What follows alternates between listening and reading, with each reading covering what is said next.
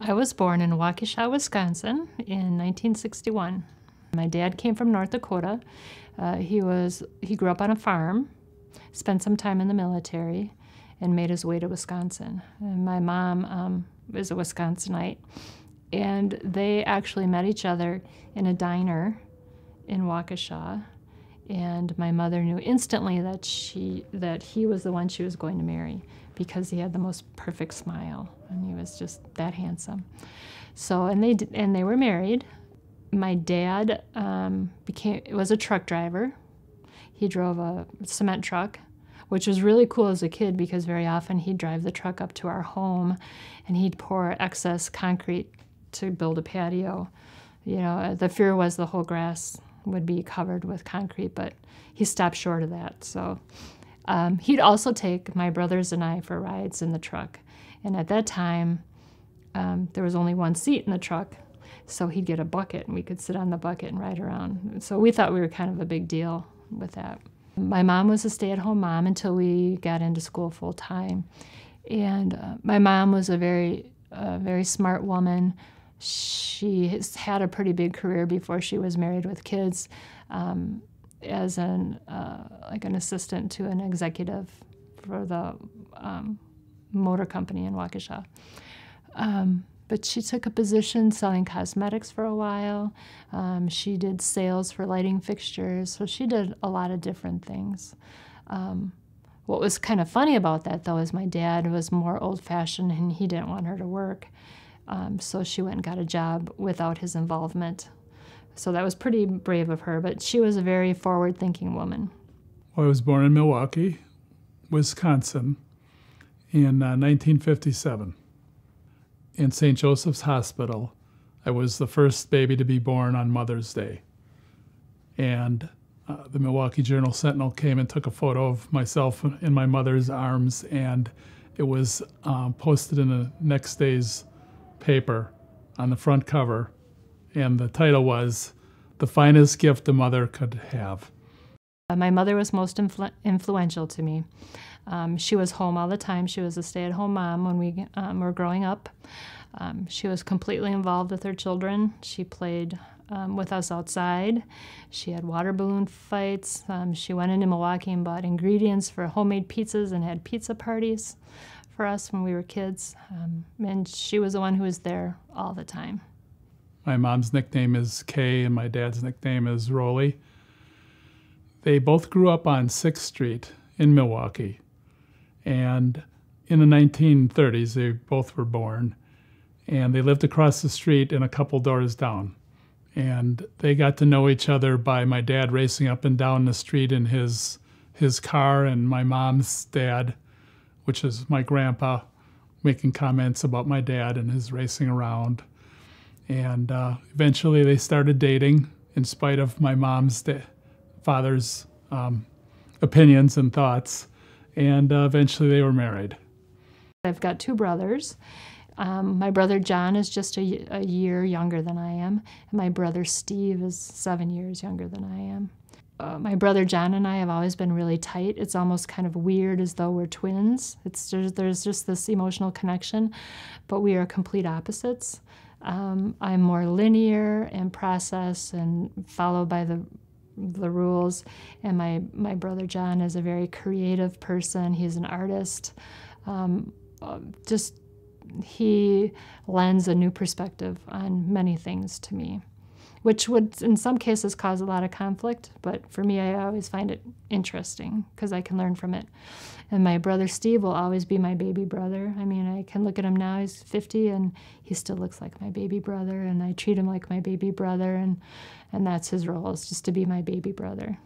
In fact, I remember my mom saying, having her hand on her hip saying, "I'm the mother, not you," because I would be the one who'd feel like I could tell him what to do and, boss him around and all this stuff.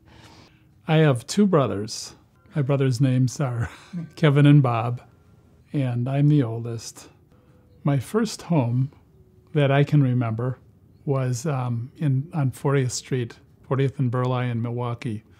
And I think we moved there when I was about 4 years old. And we lived there till I was almost 12. And then my parents decided to build a house in Brookfield, and I moved out there when I was 12 years old and stayed there till I was 18. Growing up without having internet and the kind of luxuries that kids have today, Mom kept us busy. We always had our chores to do, so every Saturday morning we had our chores. You didn't ask about it, you didn't think twice about it, you knew you had to do it. My brother and I fought a lot, so my mom would always say, take it outside. It was just, we had certain programs that we watched. We spent a lot of weekends with my grandma and grandpa. They had a lake up in the Red Granite area, so we'd go to the cabin a lot on the weekends in the summertime. It's just, you came home from school, you did your homework, Mom made dinner, you cleaned up after dinner, maybe watched some TV, and you went to bed. It was pretty much the standard school day anyways. I went to school at St. John de Nepomuk in Milwaukee, which was a Catholic school, and I went there from grades 1 through 4. And then when we moved out to Brookfield, I started at Fairview North grade school. And that was grades, 5 and 6 for me. It was a grade 1 through 6 school. Waukesha, Wisconsin is where I went to school. I started at Banting Elementary School. Elementary school was different in that my younger brother and I were super close, and we spent a lot of time together walking to school and walking home from school. I remember we would always kind of go off course and explore things, and there was a point where we found a dead cat in a bush, and I think we checked on that dead cat for at least a year before it was just, gone. And just watching the water run down the curbs and splashing in the puddles, and I don't know that kids do that anymore because so many kids are driven to school by bus or car, and it was always an adventure. Growing up in Milwaukee when I was younger, the neighborhoods were very safe, and initially I was not able to go much further than line of sight from my parents' house. But eventually, when I had a small bike, one of the 20-inch sidewalk bikes, I was allowed to ride around the block, which was a great big deal. And then when I was getting near 10 or 11 years old, they occasionally let me go across the street and down to a movie theater, which was a couple blocks away. But the neighborhoods were very close together. The lots were very small.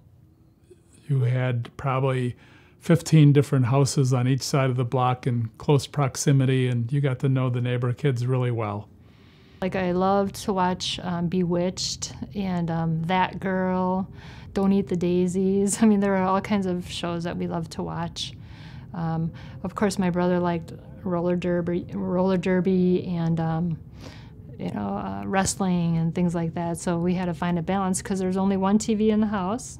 The other thing was talking on the phone with your girlfriends. You'd come home from school and grab the phone and stretch the cord all the way to the living room and just talk on the phone with your girlfriend who you had just seen 15 minutes ago. I think part of it was also what you wore. It was a big deal to save up your allowance so that you could get a pair of Levi jeans. But beyond that, we weren't really so focused on those things. I mean, Mom and Dad would give us a set amount of money for school, and we could go to the store and pick out whatever we wanted for new school clothes every year. But you weren't so concerned about, at least from my perspective, you weren't so concerned about what other people thought because your parents were working hard to give you what they had. Another thing that comes to memory is we loved to catch bees. The flowers in the neighborhoods would attract the bumblebees, and we loved catching those in glass jars. And just observing them and thinking we were really, really cool because we were safe from these bees because they couldn't sting us through the glass. And eventually we'd let them go and we'd all run. Another thing I remember doing was when somebody's parents would get new appliances, we would take the boxes, and that was the coolest thing, to have these boxes and make forts out of them or stack them on top for a bi-level, and a lot of fun times. And so there were lots of kids to play with, and we had a lot of water balloon fights, and it was more blue collar. People were hardworking folks. smaller homes, a great yard. We always had, Mom got us mini bikes, so it was a good childhood. The mini bike that I rode, just two wheels, it's a small basic motorcycle, but with a lawnmower engine and a clutch, and doesn't have any shifting gears like a regular motorcycle, and it's much smaller for a kid. And there's a top speed of about 25 miles per hour. We would just ride that on the trails, and we really enjoyed it. I guess the feeling of freedom from home and Mom and Dad, and being able to ride around and go wherever we wanted in the fields was pretty amazing. Moved next door to Horning Middle School, then went to Central Middle School in Waukesha and graduated from Waukesha South in 1979. I moved to Brookfield with my parents into their new home when I was about 12 years old and just starting 5th grade. And what a difference it was after having lived in Milwaukee with the small lots and everybody close together, and all of a sudden the nearest neighboring house is 300 feet away and we have this great big yard. The schools out there were quite different too. I had been used to a Catholic school and I had a really good education. One of the things I found out, which I wouldn't have known until later, was when I went from a Catholic school to a parochial, or to a public school, I should say, I was leading everybody in math by at least a couple grades. I was so far ahead of them. And it stayed with me all through high school. I got straight A's in math and science, and I think it was the great background that I got from the Catholic schools. I think I was kind of a straight-laced, boring person. I mean, I followed the rules for the most part. I did give my mom some grief, which was typical. She should have knocked me to kingdom come a couple times, but she didn't. When I left the Catholic schools, I think one of my ears was about an inch longer than the other because I used to get let into the coat room very regularly when I was causing trouble in class, and we had these nuns that looked like drill sergeants. They were tough and they were scary, and you didn't mess with them. So that was a positive when I went to the public school. We didn't have that, and the teachers were more laid back. And when we went to the public schools, we had the opportunity, or Fairview North and the junior high and high school, we had lots of opportunities for sports, intramural sports. In terms of extracurricular activities, I was in the choir. I was in the GAA. They didn't have a lot of competitive sports for girls when I was in school, nor was I coordinated. I tried out for basketball and didn't make it. Tried out for cheerleading, got really close, but didn't make it. So I did GAA, which was the Girls Athletic Association. So you could hang out after school and play games, basketball or softball. In junior high and high school, I played tennis, and I really enjoyed that. That was the JV, and I also was on a swimming team. I really wanted to play football in high school. And my mom didn't want me to do that because she said, "You will break a leg." And I said, "Well, how could you know that for a fact? Do you have a crystal ball?" "Well, you will. Everybody breaks a leg or something." And I was a big guy and I was fast, and I thought I would do real well on the football team, but Mom said no, and she held her ground, and I never got to compete. I did get to do a little bit of track and lots of running. I was real good at high jumping and standing broad jump. I remember that one. And another thing I wanted to do was I wanted to ski in high school, and my mom wouldn't let me do that either because I would break a leg. For me, it was pretty much do my homework, work my jobs. I didn't really get into too much trouble. It was a big deal when you go to sewing class and you could make your own elephant pants that were black with neon colored flowers. The other thing that was a big deal then for girls was to wear these gypsy dresses that were long dresses that went to the floor. So it was kind of like post-hippie era, really. And of course, the Levi jeans were always a big deal. I was kind of a nerd because Bobby Sherman and Donny Osmond were some of my faves. And I remember having their poster on my bedroom wall, and I'd kiss them goodnight. So those were the kinds of things that I really enjoy it in high school. In the early 70s, rock and roll was very popular. And we loved listening to different rock and roll bands. And I remember some of my favorite bands were REO Speedwagon. REO Speedwagon and Foghat was a concert I went to, that one of my first ones that I really remember having a great time at. And I liked Deep Purple. I liked Led Zeppelin. My dad loved watching black and white horror films like Frankenstein and The Wolfman and all these films. I think they were made in the the late 30s through the 50s, and we would watch those together. And I remember sometimes having nightmares, and then my mom would say, "No more watching movies with your father anymore." When I was 16, I took a position as a hostess at Lum's restaurant. I actually worked there for about 3 years, because when I was 18, then I was allowed to serve alcohol, so I became a waitress and I could serve up beer. I liked working there because I would do anything I needed to get the hours. So sometimes I cooked, sometimes I washed dishes, sometimes I'd go in on a Saturday and clean the bathrooms. My first job was as a dishwasher at a place called First Place West. It's in Brookfield on Capitol Drive. It no longer exists, but it was a nice restaurant, and a friend was working there, and he told me he was making $1.65 an hour, and I should come and apply because he thinks they need more help. And I thought, well, that sounds like pretty good money.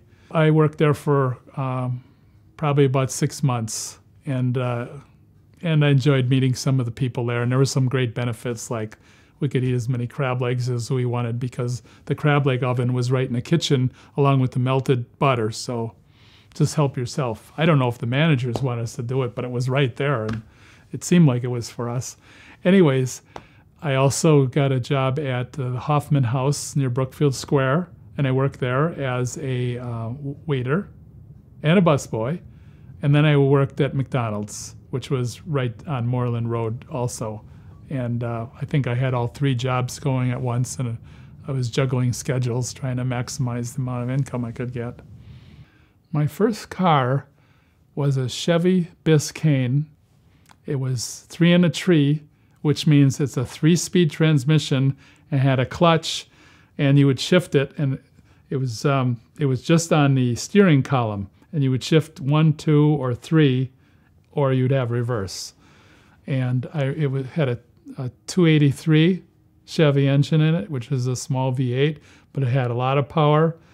And as a young guy, I really enjoyed that power, and I remember leaving a lot of rubber on the road by pushing the clutch in, hitting the gas pedal, and then dropping the clutch out, and the back wheels would spin and smoke, and it would impress all my friends, but I don't think it impressed the friends' neighbors, or excuse me, my friends' parents. So I had a car in high school. My dad said if I paid my own insurance, he would give me half of the money to buy a car. So I saved up my money, and I bought I believe it was a 74 green 4-door Chevy, something big. It was ugly. But it ran really well. So that was my first car, and then I totaled it. Well, I didn't total it. Somebody else totaled it.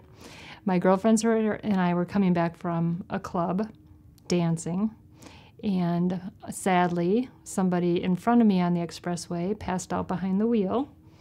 And I slammed on my brakes, and my girlfriends were in the car with me as well. It had a big bench seat, so I had one gal in the front and another in the back. I slammed on my brakes, and we avoided hitting him. Unfortunately, someone from behind me caught us. So I was able to drive that lump home, and but never to be driven again. And everybody was safe. Nobody got hurt. I remember in the 70s with some of the turmoil going on, it made you a little nervous hearing about these things. But I think as kids, before high school especially, we were kind of wrapped up in our own lives, and junior high and high school has all its own drama and things going on, and not everybody paid a lot of attention to the news, or maybe as a young guy kind of felt invincible, and that continues on for a while. I probably did not pay attention like I could have.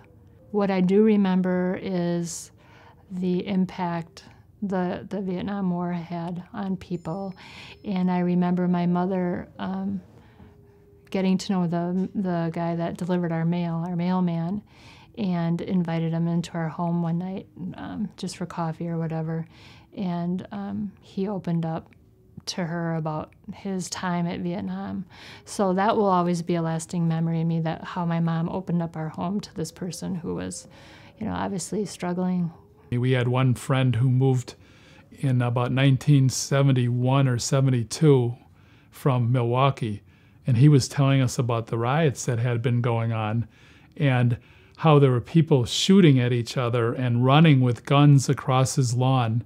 And that went on for a couple weeks, and his dad packed up his family and got them out of there, and they bought a house in Brookfield to get away from that. That really hit home, how lucky we were to live in a safe area when that kind of turmoil was going on and people were in that kind of danger.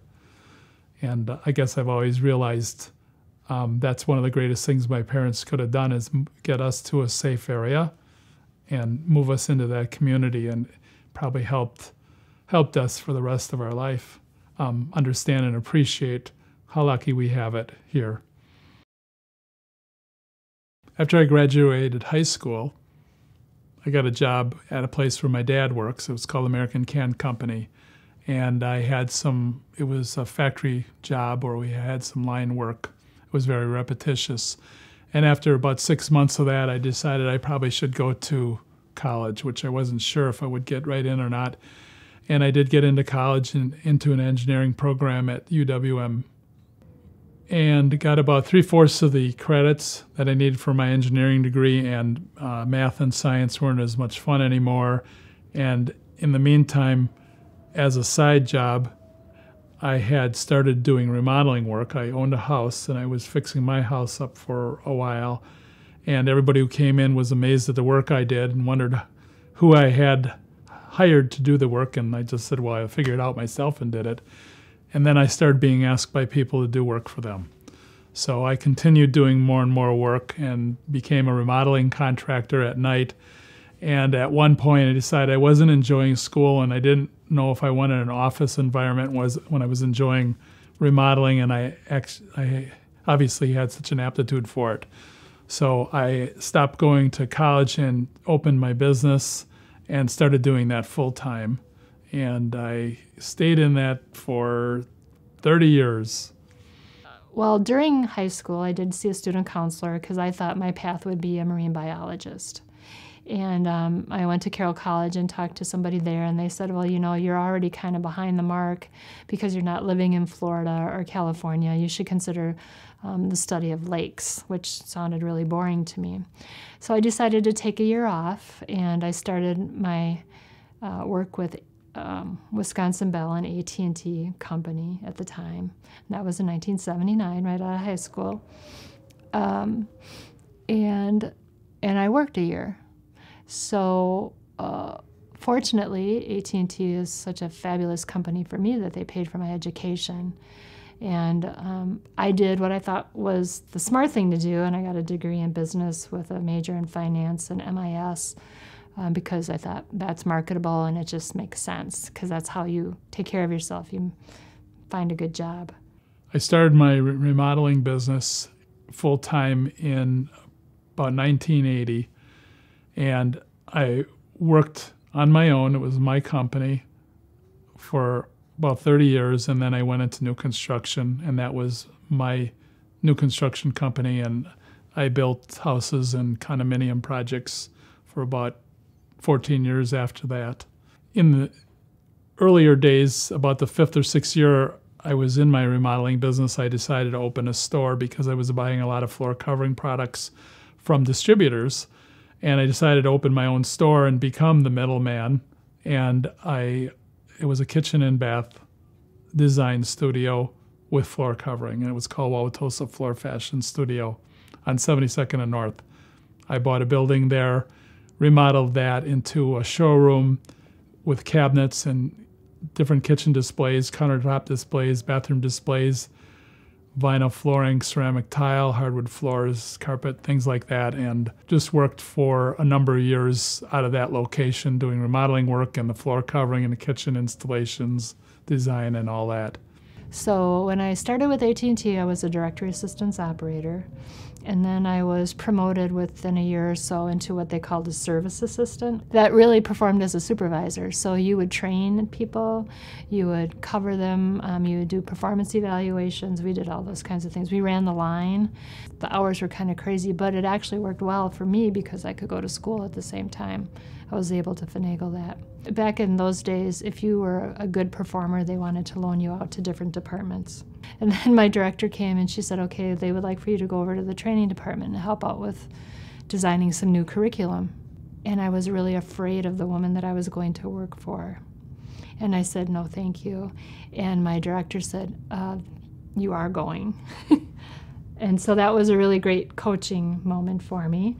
And I went, and it turned out the woman that I worked for there was my largest advocate and really helped me get promoted into a management position. And so I worked as a clerk in the training department, and I helped proofread, and I did graphics, and eventually when computer-based training was a big deal, I would design the graphics and the computer-based training on a Texas Instrument on 5-inch floppies. And those were painful courses, but we thought we were leading edge at the time. And then I got promoted as a course developer. That was the first management position I had. And I did technical training development. But throughout my career, I had teams of people. I've been an associate director for design, people who wrote the courses. I've had people who delivered the courses. I've been in individual contributor roles as a consultant to our clients. And I retired as a project manager for the technical training department. When we purchased the store and started working out of that location, I started hiring guys to help out on the remodeling jobs, and I worked with them a little bit. I did a lot of training. My job was more the coordinator and the salesperson and the guy who talked to customers. And I would coordinate the guys out in the field and make sure they were trained and had supplies. Most of my projects were residential. We did a couple commercial additions, and they were smaller additions, adding a big room to an existing business or redoing the interior of a commercial building. The other projects that we did included a lot of bathrooms, a lot of kitchen remodels, mostly small to middle-sized projects that we could complete in a day to maybe a week or two.